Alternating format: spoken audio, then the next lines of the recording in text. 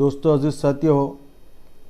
मैं Altaf Ahmad Indian union मुस्लिम league Maharashtra का general secretary आपसे मुखातिब हूँ और हम इस वीडियो के ज़रिए हुकूमत महाराष्ट्र से मतलबा करते हैं कि हाई कोर्ट ने जो मुसलमानों के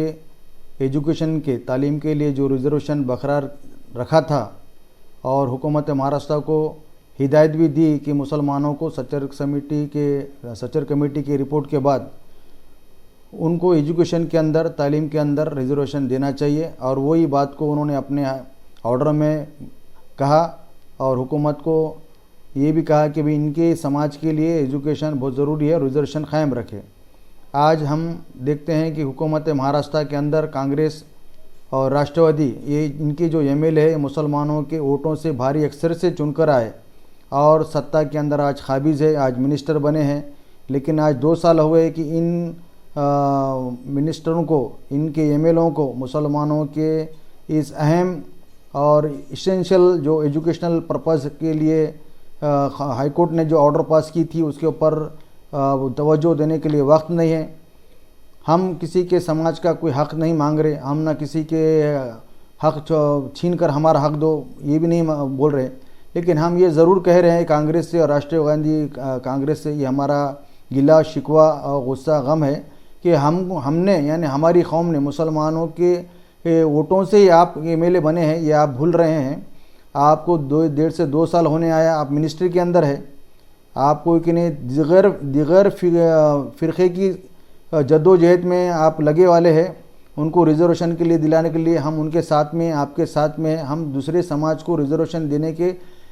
हक़ में हैं। लेकिन हम ये चाहते कि जैसा आप पंत प्रधान के लिए दूसरों के लिए भी तवज्जो की दिला रहे, उस तरह से आपके हक़ में जो आपके पास जो गवर्नमेंट में है, जो आपका सीएम आप खुद है, आपके पास डिप्टी सीएम आप खुद है, आप मिनिस्टर आप खुद ही, आप खुद बैठकर एक ऑर्डिनेंस पास कर सकते, रेजोल्यूशन पास कर सकते। आपको कोई हाई कोर्ट का, सुप्रीम कोर्ट का रुकावट नहीं आने वाली है, जबकि हाई कोर्ट ने तो आपको तवज्जो दी थी उस तरफ। लेकिन आप कि आपके वादे से मुकर गए, आप हाई कोर्ट की ऑर्डर को भी की अवहेलना की है, और इसलिए आपका जो ये दोगलापन है, इसलिए मुस्लिम समाज के अंदर, मुस्लिम वोटरों के अंदर बहुत बड़े बेचैनी महसूस हो रही है। और समाज जिस तरह से पहले सड़कों पे निकला था उस तरह से सड़कों पे निकलने के लिए भी तैयार है। आप अगर हम रोड पर आएंगे, हम अगर आप रोड पर आकर धरने देंगे, मोर्चे निकालेंगे, तभी अगर मानना चाहते हैं तो इंशाल्लाह इंडियन यूनियन मुस्लिम लीग और दिगर पॉलिटिकल जमातों के साथ,